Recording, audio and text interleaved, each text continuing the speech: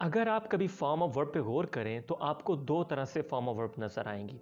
एक ऐसा तरीका होता है जिसमें अगर हम सिर्फ वर्ब के बाद यानी उसकी जो base form first form of verb होती है उसके बाद सिर्फ ईडी लगाएं तो उसकी सेकंड और थर्ड फॉर्म बन जाती है। जैसे कंप्लीट की कंप्लीटेड कंप्लीटेड, स्क्रीम की स्क्रीम्ड स्क्रीम्ड। लेकिन कुछ ऐसे वर्ब होते हैं जिनकी फॉर्म ऑफ वर्ब पहली दूसरी और तीसरी या तो मुख्तलिफ होते हैं या फिर तीनों फॉर्म ऑफ वर्ब सेम होती हैं। दोनों के हिसाब के सामने हैं eat ate eaten, sleep slept slept, put put put. अब मसला कहाँ पे आता है? जहाँ पे तो सिर्फ ईडी लगाना है वो तो ईजी है, हम इजीली वहाँ पे ईडी पुट करते हैं, उसकी सेकंड और थर्ड फॉर्म बन जाती है। लेकिन बहुत से लोगों को मसला यहाँ पे होता है जब पहली दूसरी और तीसरी फॉर्म या तो मुख्तलिफ होती हैं या सेम होती हैं। सो ऐसे वर्ब जिनके साथ सिर्फ ईडी लगाने से उसकी सेकंड और थर्ड फॉर्म बन जाए वो रेगुलर वर्ब्स होते हैं, और जिनकी सेकंड और थर्ड फॉर्म हमें मुख्तलिफ तरीके से बनानी पड़े वो इरेगुलर वर्ब्स होते हैं। आपके सामने दोनों के एग्जांपल्स हैं। सो रेगुलर वर्ब्स करने की तो हमें ज़रूरत नहीं है फिलहाल। हज़ारों ऐसे अल्फाज हैं, लाखों अल्फाज हैं जिसकी सेकंड और थर्ड फॉर्म जो है वो ईडी के साथ बनती है। लेकिन मैं आपके लिए लेकर 101 ऐसे अल्फाज जिनकी सेकंड और थर्ड फॉर्म मुख्तलिफ होती है यानी वो इरेगुलर वर्ब्स होते हैं।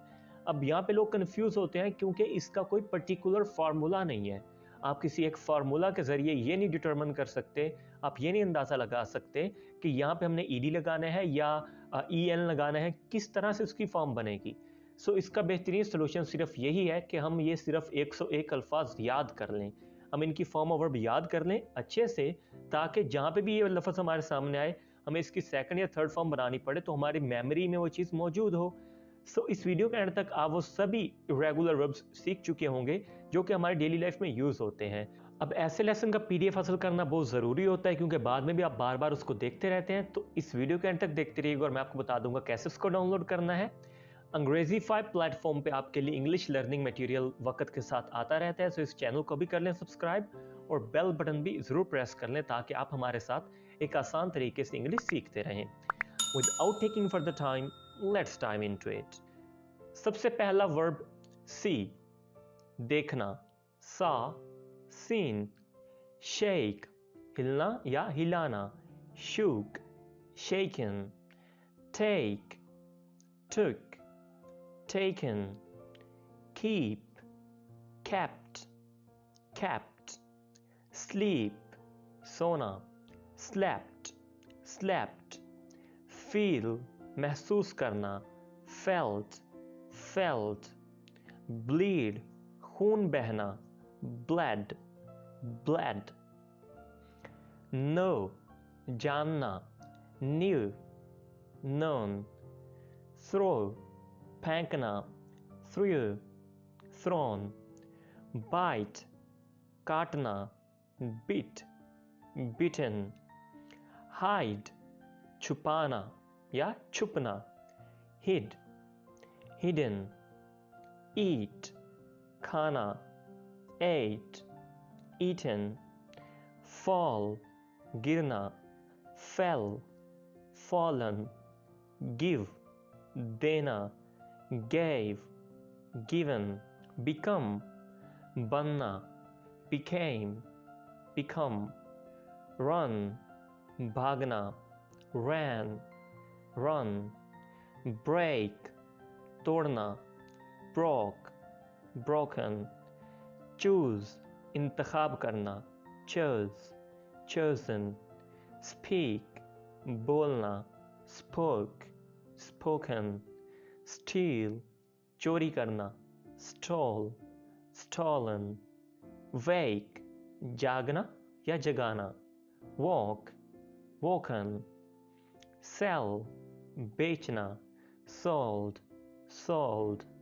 tell बताना, told told, bring लाना, brought brought, buy खरीदना, bought bought, catch पकड़ना, caught caught, fight लड़ना, fought fought, seek मांगना या हासिल करना, sought sought, feed खुराक देना, fed fed, meet मिलना, met, met, lead, रहनुमाई करना, led, led, deal, निपटना, सौदा करना, dealt, dealt, mean, मतलब देना, यानी ये अल्फाज मतलब देता है या ये बात ये मतलब देती है, इसके लिए हम यूज़ करते हैं mean,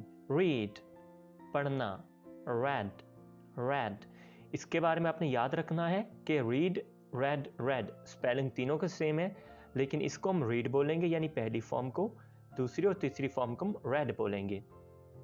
hear, सुनना, bind, बांधना, bound, bound, बाइंड बांधना भी होता है या किसी चीज़ को मजबूर करना एक ही जगह पे रखने के लिए, ऐसा कुछ, तो उसके लिए हम यूज़ करते हैं बाइंड, बाउंड, बाउंड। फाइंड, मिलना, तलाश करना, फाउंड, फाउंड। ग्राइंड, पीसना, ग्राउंड, ग्राउंड। डिग, खोदना, डग, डग। स्टिक, डटे रहना या घुसाना। इसके दो मीनिंग है। इसका ये मतलब भी है कोई चीज़ हम अचानक से किसी दूसरी चीज़ में घुसा देते हैं, उसके लिए हम यूज़ कर सकते हैं स्टिक, राइट। और इसके लिए डटे रहना मतलब भी बनता है, स्टक, स्टक। स्पिन, घुमाना, स्पन, स्पन। स्टिंग, डंग मारना, स्टंग, स्टंग। वेयर, पहनना, वॉर, वॉर्न। ड्राइव, चलाना, ड्रॉव, ड्रिवन। राइड, सवारी करना, रॉड, रिडन। राइज, बढ़ना, रोज, राइजन। राइट, लिखना, रॉट, रिटन। फ्लाई, उड़ना, फ्ल्यू, फ्लोन।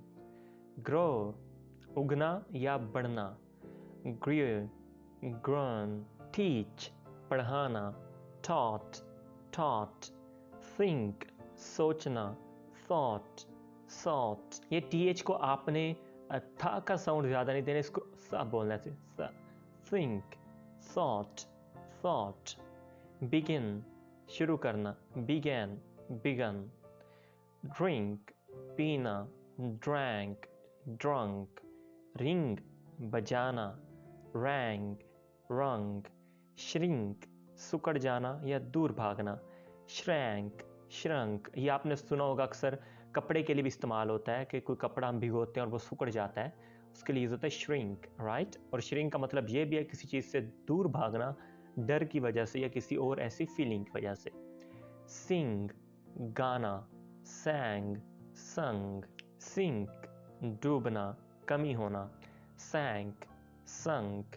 स्प्रिंग, अचानक हटना या उछलना, sprang, sprung। swim, तैरना, swam, swum। do, करना, did, done। go, जाना, went, gone। have, रखना या मलकियत होना, had, had।